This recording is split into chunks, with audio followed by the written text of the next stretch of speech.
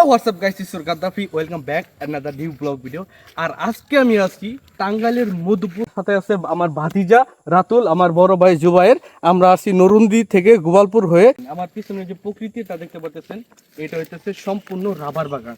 আর এটা হইতেছে আমাদের জামালপুরের টাঙ্গাইলের যে ভিতর যে মধুপুর আছে, সেই মধুপুরে অবস্থিত হইতেছে এই রাবার বাগান। পর হইতেছে এখন হইতেছে বিকাল ঘনিয়ে আসছে, বিকালের ওয়েদার সবসময় ভালো থাকে।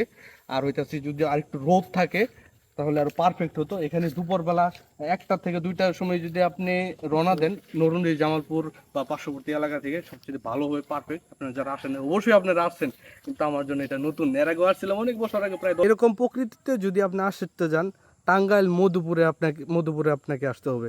আর মধুপুর তো বিখ্যাত আনারসের জন্য। আর আমরা আনারস যাব এখান থেকে খেতে, 12 মাসি আনারস খেতে। ভাতিজা, তোমার মনের উত্থলটা কি? খুবই সুন্দর। আমরা এখন আসছি টাঙ্গাইল মধুপুর রাবার বাগানে।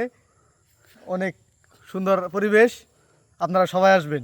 তো জুবাই ভাই, আপনার প্রকৃতি দেখতে হলে আপনাকে এইরকম ওয়েদার আসতে হবে। আর সামনে ড্রাগন বাগান আছে, কলা আছে, আনারস আছে, অনেক কিছু সামনে উপজাতীয় আছে।